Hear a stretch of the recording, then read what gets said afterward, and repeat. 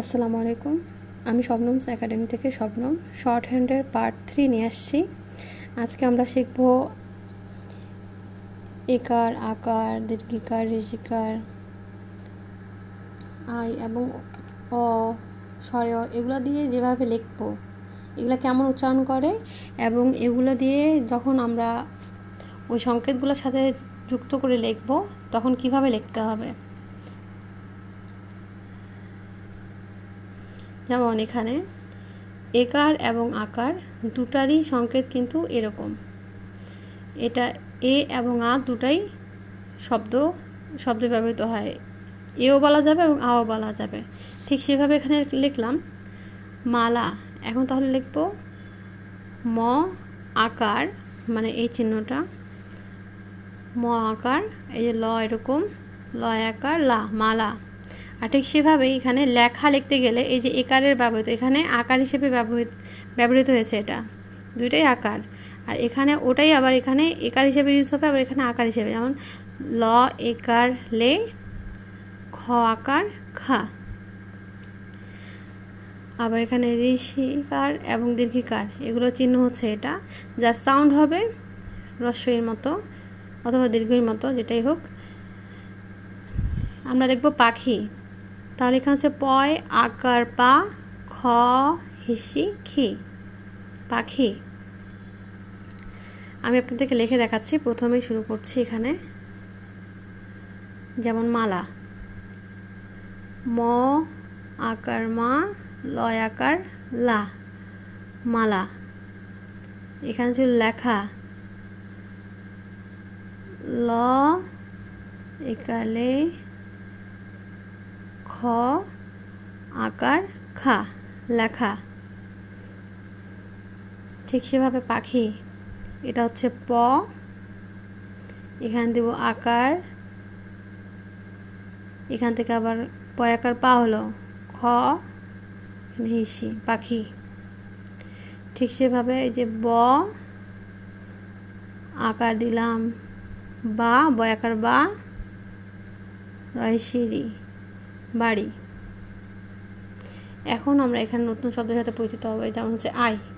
আইয়ের জন্য এই চিহ্নটি ব্যবহার করা হয়েছিল, এর সাউন্ড হবে আই, যেমন ফাইল আইল, তাই না? তো ফাইল, এখানে আই হচ্ছে, এটার জন্য এখানে ফয় আকার, মানে এখানে আই, ফাই ল, ফাইল। ঠিক এভাবে লিখব, ফ আই, এখান থেকে ল, ফাইল। এখন লিখব মাইল।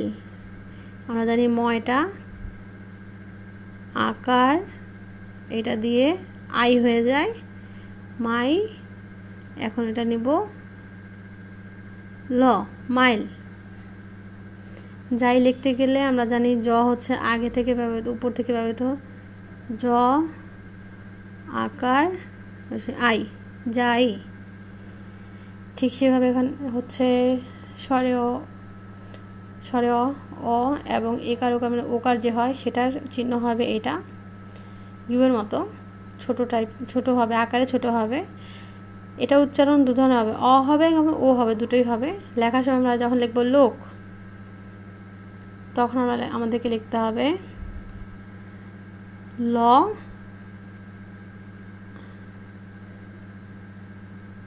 ওকার, এখানে লিখব ক, লোক।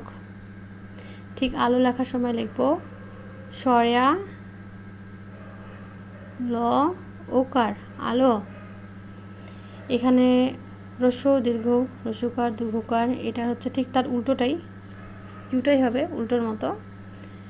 এখানে রস্য সাউন্ড হবে রস্যের মতো।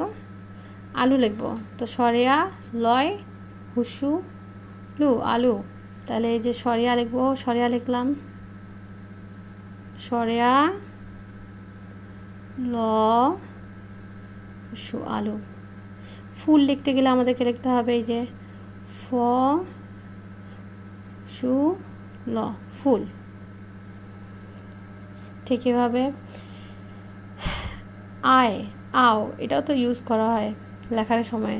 এটার চিহ্ন হচ্ছে এই যে ইয়ের মতো অনেকটা, এটা আও উচ্চারণ হবে এবং আয়ে উচ্চারণ, এই দুটোই উচ্চারণই হবে। এখন আমরা যদি লিখি বায়নাত, এখানে আয় হচ্ছে, যায় না যায় হচ্ছে। এটা যদি আমরা লিখি তাহলে লিখতে হবে বায়না, যদি লিখি বয় আকার, এটা মানে বাই হয়ে গেল। এখন এখান থেকে ন টানলাম, ন এখানে একটা আকার দিলাম বায়না। এখন যদি লিখতে হয় যায় না, তাহলে এই যে জ উপর থেকে আসে নিচে যা, এই যে যায় হয়ে গেল, নয় আকার না, যায় না। এখন শিখবো অয়। অয়ের চিহ্ন হচ্ছে এটা, তিনের মতো।